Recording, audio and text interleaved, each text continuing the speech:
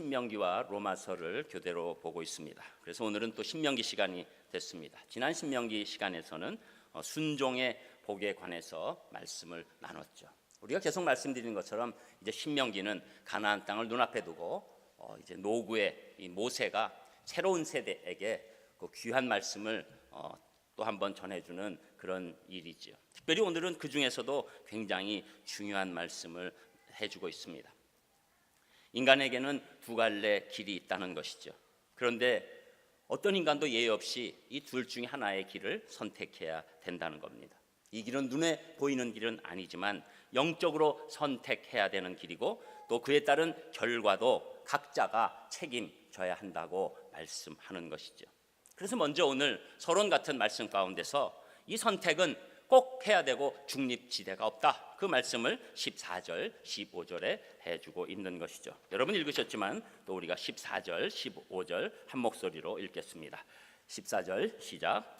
오직 그 말씀이 내게 매우 가까워서 내 입에 있으며 내 마음에 있은즉 내가 이를 행할 수 있느니라.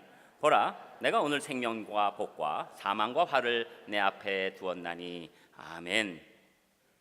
이스라엘 백성에게는 말씀이라는 훌륭한 인생의 안내서가 있습니다.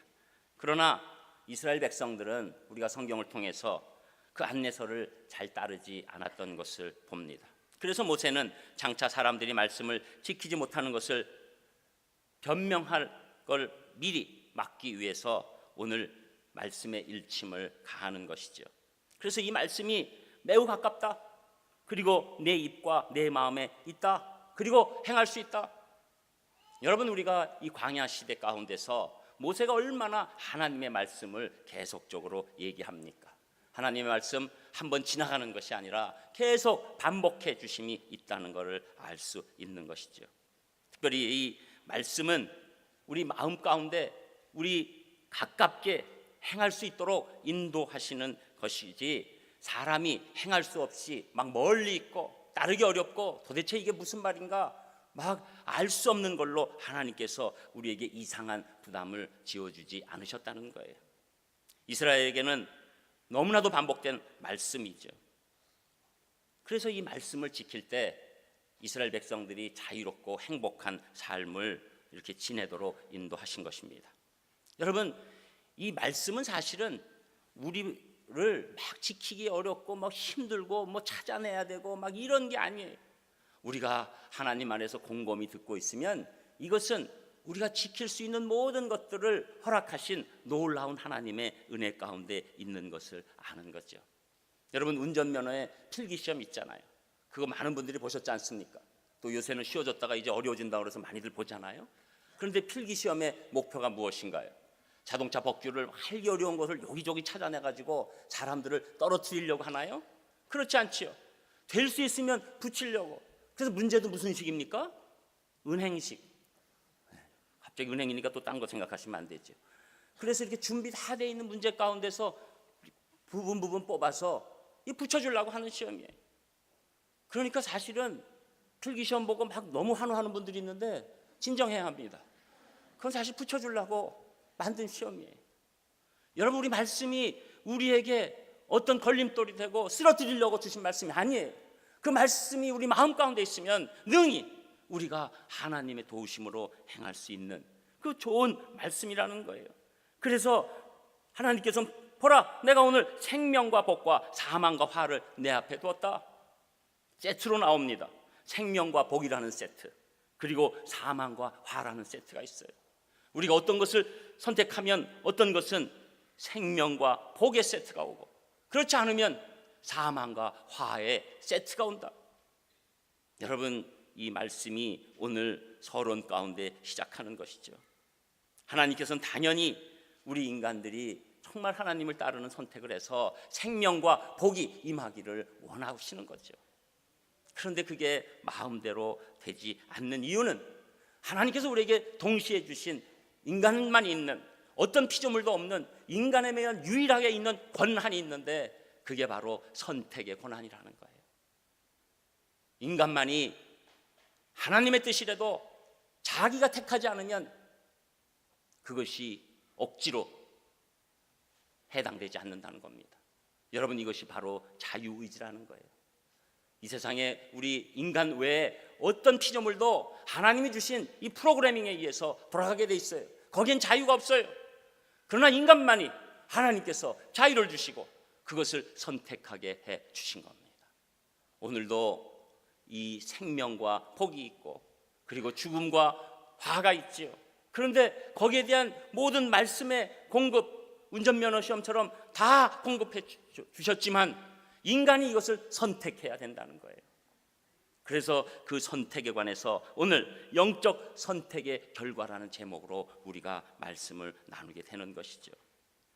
이 선택권이 인간 고유의 고난이지만 하나님께서는 우리가 잘못된 선택을 하지 않도록 모세를 통해서 지금 간절하게 호소하고 있는 것이에요. 그리고 그 선택의 이 두 가지 길을 우리에게 비교해 주시는 거예요. 그래서 제발 생명과 복의 선택을 하라, 그것을 우리에게 전하고 있는 것이죠. 여러분, 이 선택에는 중립지대가 없어요. 내가 이것도 선택 안 하고 저것도 선택 안 하고 중간에 있다든지, 또 동시에 두 가지를 선택할 수가 없는 것입니다. 둘 중에 하나를 선택하고 그 선택한 것에 대한 결과를 확실하게 자기가 책임 가운데 받게 된다고 오늘 말씀하고 있는 것입니다. 첫 번째로는 하나님께서 이스라엘 백성에게 원하시는 선택과 결과를 우리에게 설명해 주십니다. 그 말씀이 16절에 나오는 것이죠. 우리 16절도 또 한 목소리로 읽겠습니다. 16절 시작.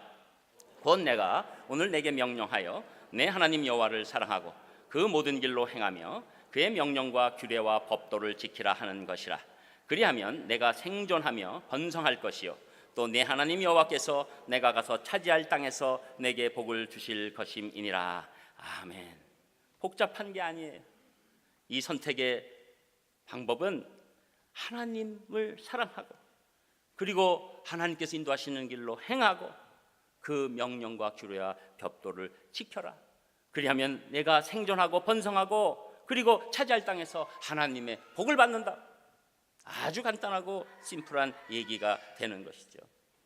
여러분, 이스라엘 백성에게 하나님께서 원하시는 선택, 첫 번째로 하나님을 사랑하라는 것이죠.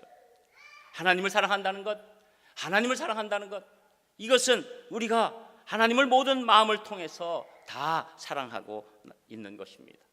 여러분, 사랑이라는 것은 눈에 보이지 않지만 마음으로 다 느끼게 돼 있어요. 사랑은 어떤 사람이 오면 아무리 감추려고 해도 나타나게 돼 있어요. 또 사랑하지 않는 사람이 사랑하는 척해도 다 알게 돼 있어요. 여러분, 그래서 이것이 조금만 시간만 지나면 그 사람이 나를 진짜 사랑했구나, 또 그 사람이 진짜로 사실 나를 사랑하지 않았구나, 뭐 어떻게 합니까? 그런데 그 증거가 우리 마음 가운데 있는 것이죠. 여러분, 이것이 굉장히 중요한 거예요. 우리가 하나님을 사랑한다 해도 우리의 마음이 하나님을 사랑하는지 하나님은 아시는 거예요. 특별히 그 하나님을 사랑하는 것이 어디에서 나타납니까? 이스라엘에게는 성전에서 나타나는 거예요. 또 성전이 짓기 전에서는 성막에서 나타나는 거예요. 그래서 그 성전에서 성막에서 제사를 드리면서 또 찬송을 하면서 하나님께 모든 것을 올리면서 맡기면서 우리의 절절한 하나님을 향한 사랑의 마음이 드러나게 되는 것이죠. 여러분, 그래서 이 하나님을 사랑하는 이 표현에 대해서 구체적으로 사실 얘기한 것이 레위기예요. 우리는 레위기를 이미 통과했지만 레위기를 우리가 말씀 가운데 다 지났잖아요. 레위기가 딱딱한 책인 것 같아도 그것은 바로 우리가 하나님을 사랑하는 그 마음을 어떻게 표현할 것인가, 그것을 제사와 절기의 구체적인 내용으로 우리에게 소개해 준 것입니다. 그래서 우리가 하나님을 마음의 중심으로 사랑하기 시작하면 이것이 행함으로 연결된다는 거예요. 사랑이 있으면 분명히 행하기 시작하는 겁니다. 아무리 먼 길이라도 사랑하는 연인들은 만나기 위해서 그 길이 오히려 기쁨이 되는 거예요. 여러분, 어떤 분은 사실 하나님을 사랑하는 마음이 커서 아주 먼 거리에서 예배를 드리러 오는 분이 있어요.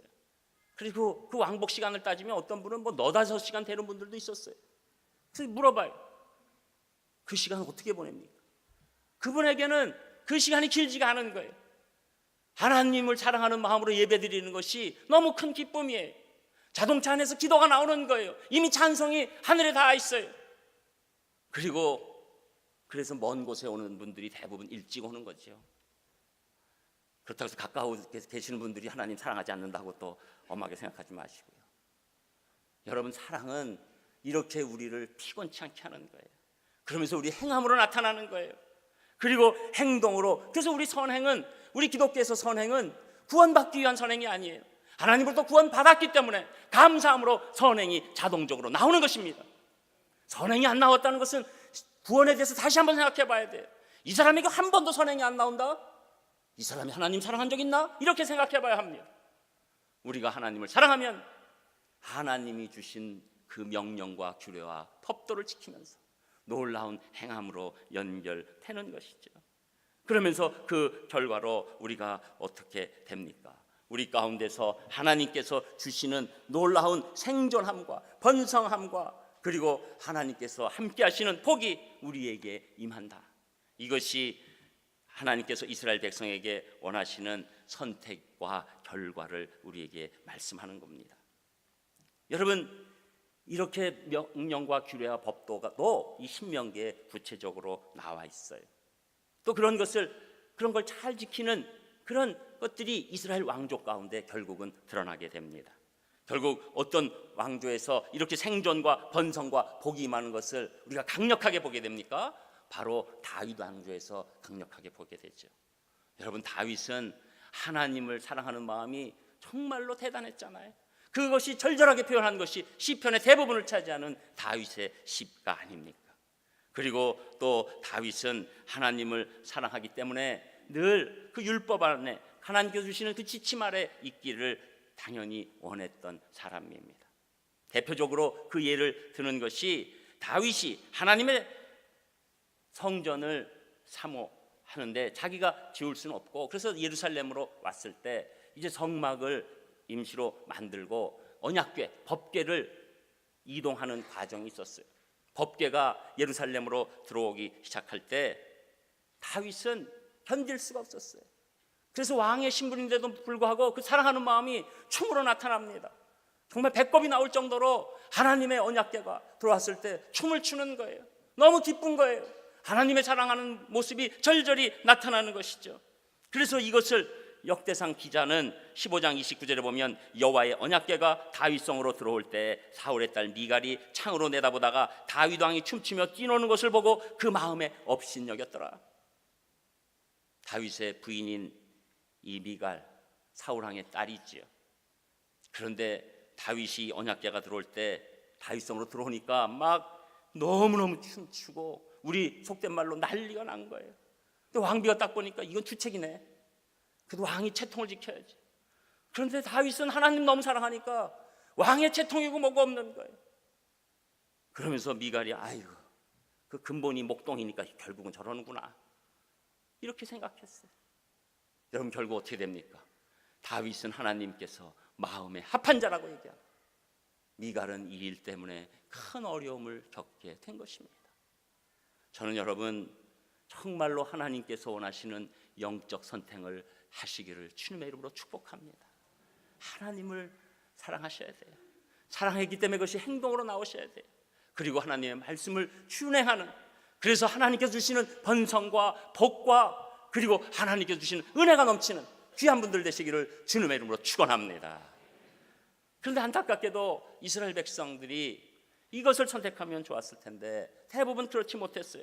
그래서 두 번째, 오늘 말씀 가운데서는 하나님이 이스라엘 백성에게 원치 않으셨던 선택과 결과를 또 말씀해 주시는 거죠. 그 말씀이 17절, 18절에 나오는 것입니다. 우리 두 절도 같이 읽겠습니다. 시작. 그러나 내가 만일 마음을 돌이켜 듣지 아니하고 유혹을 받아 다른 신들에게 절하고 그를 섬기면 내가 오늘 너희에게 선언하노니 너희가 반드시 망할 것이라. 너희가 요단을 건너가서 차지할 땅에서 너희의 날이 길지 못할 것이니라. 아멘. 안타까운 겁니다. 이 정도 모범 답안을 다 알려주시고 반복해 주셨으면 여기서 깨닫고 정답을 택했어야 하죠. 그런데 이스라엘 백성들을 대부분 틀린 답을 나중에 역사를 보면 택하게 된 거예요. 이걸 보는 하나님의 마음이 당연히 말할 수 없이 아프셨겠죠. 왜냐하면 사망과 저주나 재앙은 이 이스라엘 백성을 위해서 준비한 것이 아닙니다. 그들을 위해서 준비한 것은 생명과 복인데 이들이 그걸 받지 못하는 거예요. 왜 사람이 이렇게 됩니까? 뻔히 알면서도 왜 엉뚱한 선택을 하게 되는 겁니까? 그 단서가 오늘 말씀 가운데 있어요. 그러나 내가 만일 마음이에요. 이 마음이 하나님께 떨어졌다는 거예요. 마음이 돌이켜졌다는 거예요. 마음이 하나님께로부터 떠났다는 거예요. 이 마음을 열지 않고 또 하나님 주신 마음을 지키지 못하고 결국은 이 마음 다음에 뭐가 들어갑니까? 마음을 돌이켜 듣지 아니하고 뭐를 받아? 유혹을 받아. 여러분, 우리 마음은 비어있는 데가 아닙니다. 우리 마음은 항상 차 있어요. 그래서 하나님의 마음이 임하면 유혹이 떠나가는 겁니다. 그런데 하나님의 마음이 없으면 유혹이 들어오는 거예요. 여러분, 이것이 우리 마음이에요. 어떤 분들은 이 마음을 자꾸 진공 상태로 만들 수 있을 거라고 착각하지만 그렇지 않아요. 우리의 마음은 어떤 것이 꼭 채워져 있는 것입니다. 영적으로 보면 하나님의 마음으로 채워져 있든지 그렇지 않은 유혹으로 채워져 있든지 둘 중에 하나가 되는 것이죠. 하나님이 이렇게 말씀해 주실 때 마음을 열고 그리고 듣고 따르면 이 놀라운 복이 임하는 것인데 그렇지 못한 거예요. 이것조차도 선택은 내 자유다. 내가 선택하는 것이다. 그러나 사실은 자기가 선택하는 것 같을 때 유혹이 그를 끌고 가는 거였어요.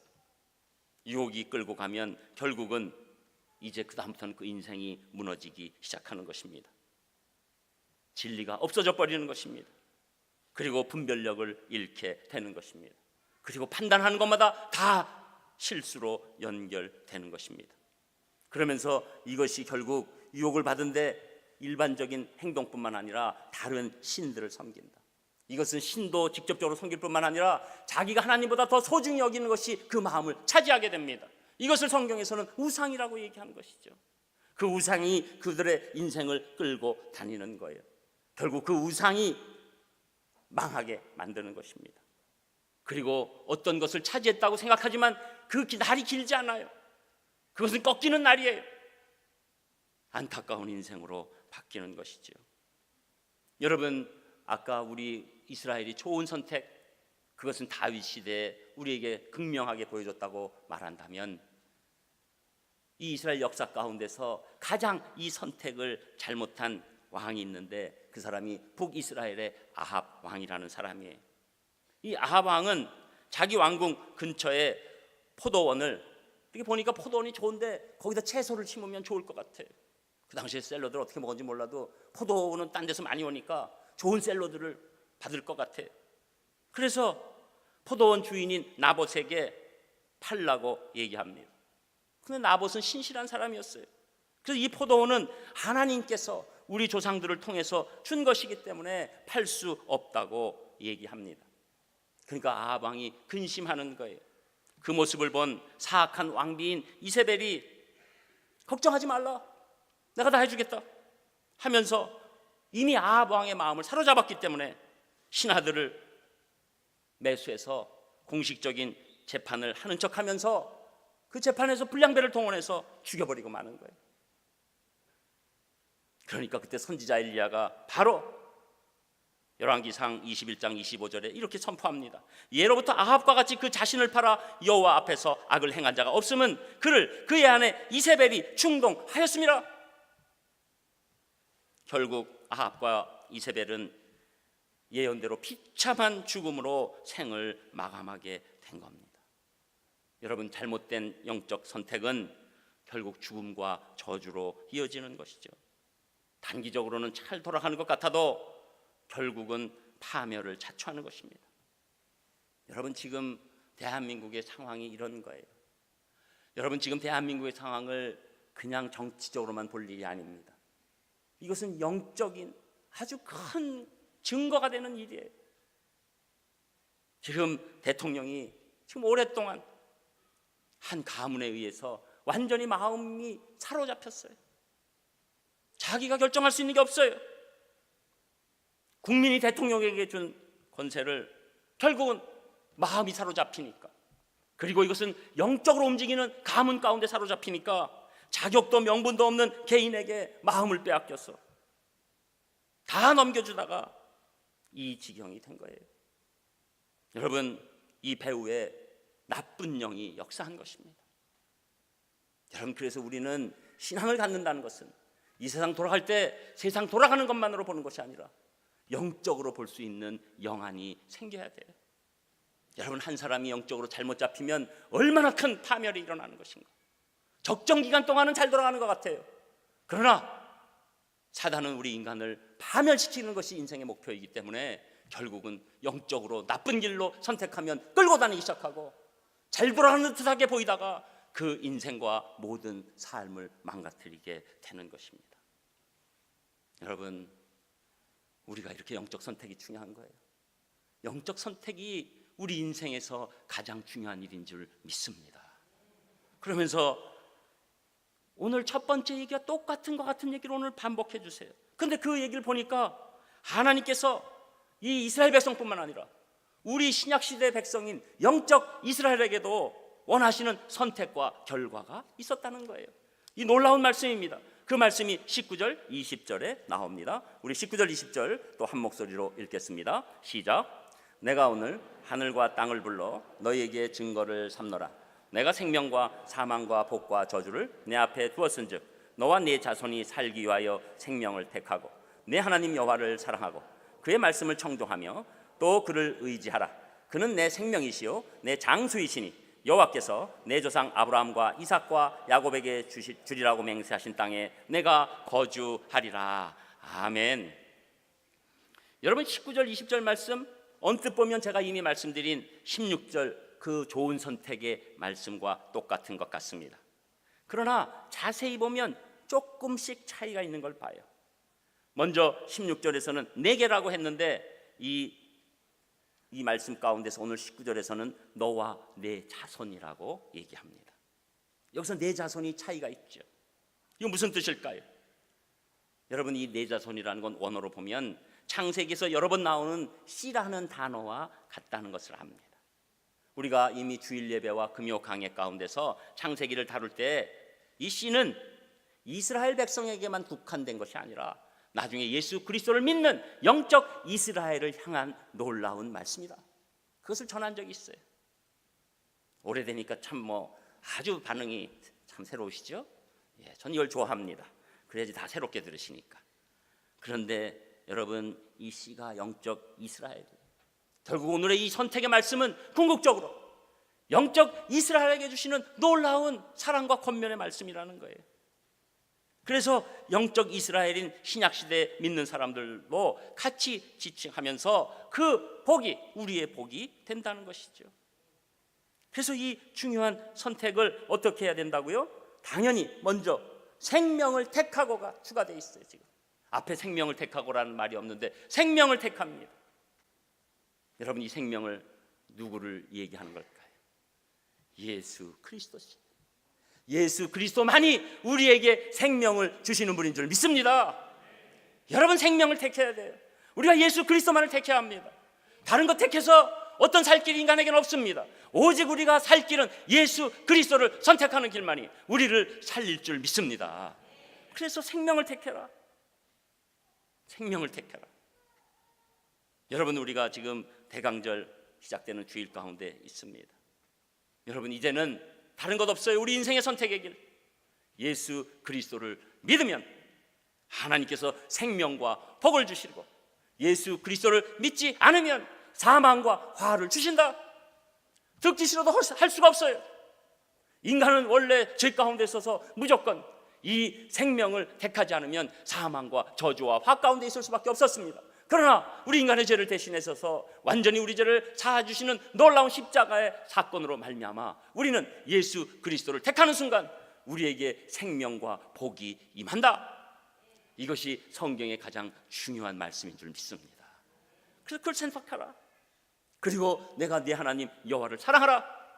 구약의 성전에서의 제사가 뭘로 바뀝니까?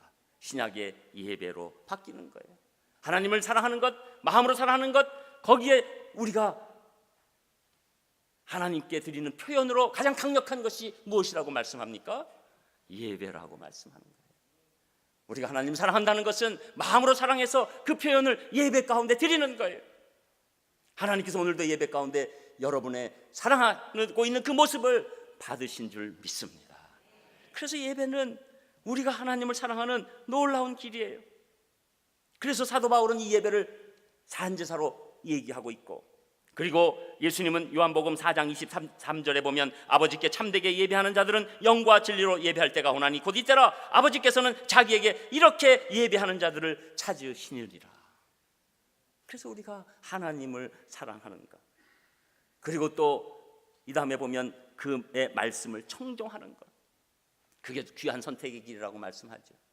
여러분, 우리가 말씀을 듣는 것 얼마나 소중한 겁니까? 여러분, 오늘도 예배 가운데 여러분이 이 말씀을 듣는 것이 하나님을 선택하고 하나님을 따르는 것에 가장 중요한 일임을 믿으시기를 축복합니다. 이 주일 예배 때 우리가 준비해서 드리는 가운데 하나님께서 이 말씀을 통해서 우리에게 듣게 하신다는 것, 큰 복의 통로가 된다는 것이죠. 그리고 또 그 다음에 그를 의지하라고 말씀하십니다. 의지하는 것, 이것은 히브리어로 다바크라는 단어를 쓰는데 이것은 착 달라붙는다는 거예요. 완전히 하나님과 하나가 되는 것, 하나님께 딱 달라붙어 있는 것. 그래서 그 비유로 예수님께서는 요한복음 15장 5절에 보면 나는 포도나무요 너희는 가지라 그가 내 안에 내가 그 안에 거하면 사람이 열매를 많이 맺나니 나를 떠나서는 너희가 아무것도 할 수 없음이라. 우리가 완전히 의지하는 것, 의탁하는 것, 그것이 우리에게 큰 하나님의 복의 통로라고 말씀하는 겁니다. 여러분, 이렇게 우리 영적으로 소중한 선택이 우리의 삶을 결정하는 거예요. 여러분, 우리는 다른 것 없어요.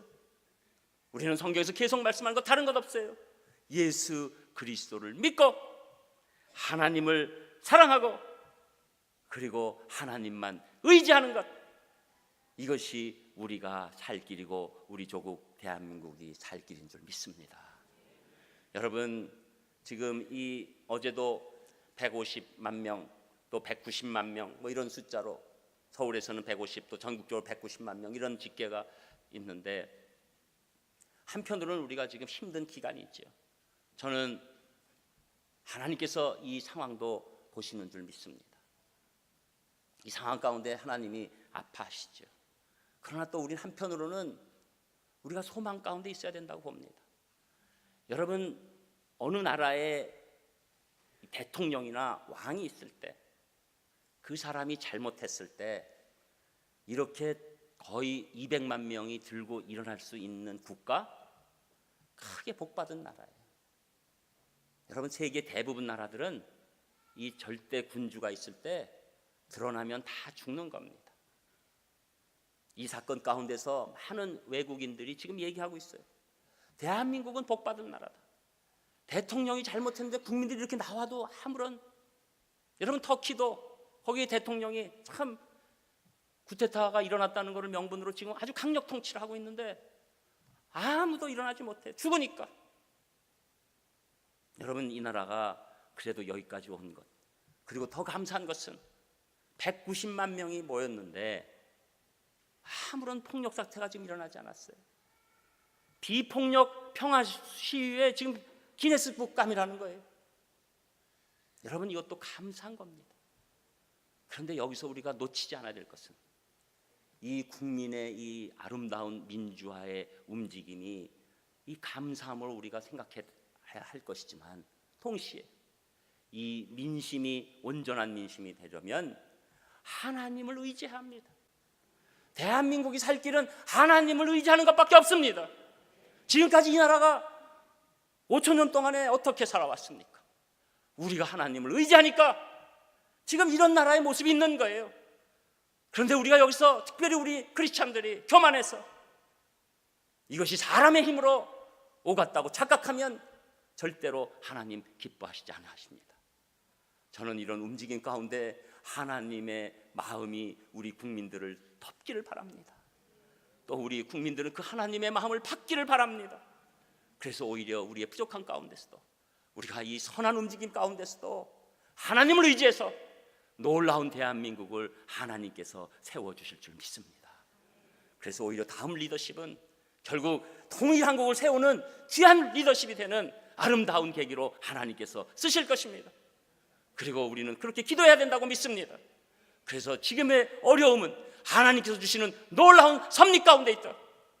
우리의 아픔과 어려움도 하나님의 섭리가 작용되기 시작하면 놀라운 최선으로 바뀔 수 있다.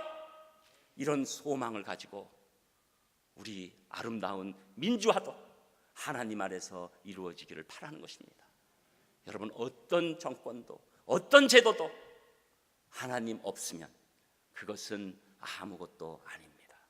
이것을 한 우리가 잘 알고 있는 링컨 대통령은 미국의 남북 전쟁으로 동족 3장의 피가 강을 이루는 비극의 한복판에서 1863년 4월 30일 전 국민이 금식하는 날로 정하자고 호소하는 연설을 합니다. 그는 이렇게 외칩니다. 미국의 비극을 종식시키는 방법은 우리 모두가 회개하고 하나님께로 돌아가는 길밖에 없습니다. 하나님께로 돌아가 그의 자비와 용서를 받을 때 모든 문제가 해결될 수 있습니다. 남북 전쟁을 위시한 모든 문제들은 우리가 하나님을 떠나고 그분의 말씀인 성경을 떠났기 때문입니다. 여러분, 우리는 다시 하나님께로 돌아가야 합니다. 우리는 다시 말씀으로 돌아가야 합니다. 우리는 다시 하나님께서 원하시는 선택을 단호하게 결정해서 그 길만이 우리에게 주시는 생명과 복의 길이라고 믿고 나아가기를 바라고, 우리 먼저 산상교회 성도님들이 그 앞에 서시기를 주님의 이름으로 축원합니다. 기도하겠습니다. 하나님, 감사를 드립니다. 오늘도 이 신명기 말씀 가운데서 이제 영적 선택의 길을 바라봅니다. 저희들 가장 선한 영적 선택을 예수 그리스도의 마음으로 선택할 수 있도록 인도하여 주시옵소서. 예수님 이름으로 기도합니다. 아멘. 단 한 가지